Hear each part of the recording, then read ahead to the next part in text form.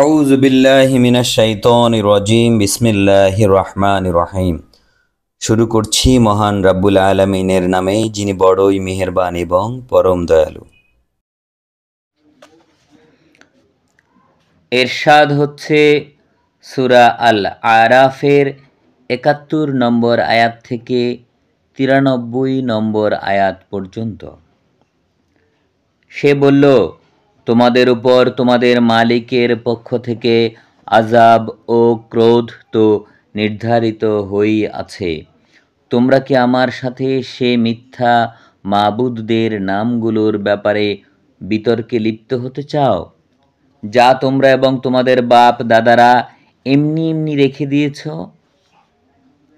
যার ব্যাপারে আল্লাহ তাআলা কোনো রকম সনদ নাজিল করেননি?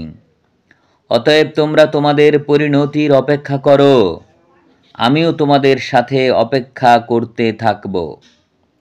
অতঃপর আমি তাকে এবং তার সাথে সেই সব ঈমানদার ব্যক্তিরা ছিল তাদের আমার রহমত দ্বারা আযাব থেকে বাঁচিয়ে দিলাম। আর যারা আমার আয়াতসমূহকে অস্বীকার করেছে আমি তাদের নির্মূল করে দিলাম। আসলে ওরা ঈমানদারই ছিল না। সামুদ জাতির কাছে এসেছিল তাদের এক ভাই সালেহ। সে তাদের বলল, হে আমার জাতি, তোমরা এক আল্লাহ তাআলার ইবাদত করো, তিনি ছাড়া তোমাদের আর কোনো ইলাহ নেই। তোমাদের কাছে তোমাদের মালিকের কাছ থেকে সুস্পষ্ট নিদর্শন এসেছে। এটা হচ্ছে আল্লাহর উষ্ট্রি, এটা তোমাদের জন্য নিদর্শন। একে তোমরা ছেড়ে দাও যেন তা আল্লাহ তাআলার জমিনে বিচরণ করে খেতে পারে। তোমরা তাকে কোনো খারাপ মতলবে স্পর্শ করো না, তাহলে আল্লাহর কঠোর আযাব এসে তোমাদের পাকড়াও করবে। স্মরণ করো যখন তিনি আদ জাতির পর তোমাদের দুনিয়ায় খলিফা বানিয়েছিলেন এবং জমিনে তিনি তোমাদের প্রতিষ্ঠা দান করেছেন। তোমরা এর সমতল ভূমি থেকে মাটি নিয়ে প্রাসাদ বানাচ্ছ আর পাহাড় কেটে কেটে নিজেদের ঘর বাড়ি তৈরি করতে পারছ। অতএব তোমরা আল্লাহ তাআলার এই জ্ঞান ও প্রকৌশল সংক্রান্ত নেয়ামতগুলোকে স্মরণ করো এবং জমিনে তোমরা বিপর্যয় ঘটিও না।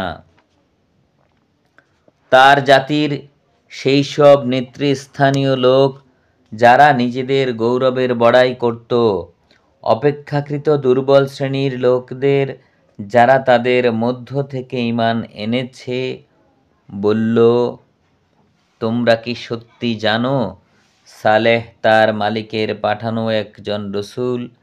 তারা বলল, হ্যাঁ, তার সাথে যে বাণী পাঠানো হয়েছে আমরা তা বিশ্বাস করি। অতঃপর সে অহংকারী লোকেরা বলল, তোমরা যা কিছুতে বিশ্বাস করো আমরা অবশ্যই তা অস্বীকার করি। অতঃপর তারা উষ্ট্রীটিকে মেরে ফেলল এবং এর দ্বারা তারা তাদের মালিকের নির্দেশের স্পষ্ট বিরোধিতা করল এবং তারা বলল, হে সালেহ, আমরা উষ্ট্রীকে মেরে ফেলেছি। যদি তুমি সত্যি রসূল হয়ে থাকো তাহলে সেই আযাবের বিষয়টা নিয়ে এসো যার ওয়াদা তুমি আমাদের দিচ্ছ। অতঃপর এক প্রলয়ঙ্কারী ভূমিকম্প তাদের গ্রাস করে ফেলল, ফলে তারা নিজেদের ঘরেই মুখ থুবড়ে পড়ে থাকল। তারপর সে নবী তাদের কাছ থেকে সরে গেল এবং বলল, হে আমার জাতি, আমি তোমাদের কাছে আমার মালিকের সতর্কবাণী পৌঁছে দিয়েছিলাম এবং আমি তোমাদের জন্য কল্যাণ কামনা করেছিলাম, কিন্তু তোমরা তো কল্যাণকামীদের পছন্দ করো না। আমি লূতকেও পাঠিয়েছিলাম যখন সে তার জাতিকে বলেছিল, তোমরা এমন এক অশ্লীলতার কাজ নিয়ে এসেছ যা তোমাদের আগে সৃষ্টিকুলের অন্য কেউ কখনো করেনি। তোমরা যৌন তৃপ্তির জন্য নারীদের বাদ দিয়ে পুরুষদের কাছে আসো, তোমরা হচ্ছ বরং এক সীমালঙ্ঘনকারী জাতি। তার জাতির তখন এ কথা বলা ছাড়া আর কোনো জবাবই ছিল না যে তাদের তোমাদের জনপদ থেকে বের করে দাও, কেননা এরা হচ্ছে কিছু পাক পবিত্র মানুষ। অতঃপর আযাব এসে গেল, আমি তাকে এবং তার পরিবার পরিজনকে উদ্ধার করলাম, তার স্ত্রীকে ছাড়া সেই আযাবে কবলিত পেছনের লোকদের মধ্যে শামিল থেকে গেল। আমি তাদের উপর প্রচণ্ড আযাবের বৃষ্টি বর্ষণ করলাম। অতঃপর তুমি ভালো করে দেখো অপরাধীদের পরিণাম কি ভয়াবহ। আর মাদিয়ানবাসীদের কাছে আমি পাঠিয়েছিলাম তাদের ভাই শোয়াইবকে। সে তাদের বলল, হে আমার জাতি, তোমরা এক আল্লাহ তাআলার বন্দেগী করো, তিনি ছাড়া তোমাদের আর কোনো ইলাহ নেই। তোমাদের কাছে তোমাদের মালিকের পক্ষ থেকে সুস্পষ্ট নিদর্শন এসে গেছে। অতঃপর তোমরা সেই মোতাবেক ঠিক মতো পরিমাপ ও ওজন করো। মানুষদের দেয়ার সময় কখনো কম দিয়ে তাদের ক্ষতিগ্রস্ত করো না। আল্লাহ তাআলা এ জমিনে তার শান্তি ও সংস্কার স্থাপিত হওয়ার পর তাতে পুনরায় বিপর্যয় সৃষ্টি করো না। তোমরা যদি আল্লাহ তাআলার উপর ঈমান আনো তাহলে এটাই তোমাদের জন্যে ভালো। তোমরা প্রতিটি রাস্তায় এ জন্যে বসে থেকো না যে তোমরা লোকদের ধমক দেবে এবং যারা আল্লাহর ওপর ঈমান এনেছে তাদের তোমরা আল্লাহ তাআলার পথ থেকে বিরত রাখবে। আর সবসময় বক্রতা ও দোষ ত্রুটি খুঁজতে থাকবে। স্মরণ করো যখন তোমরা সংখ্যায় ছিলে নিতান্ত কম, অতঃপর আল্লাহ তোমাদের সংখ্যা বাড়িয়ে দিলেন।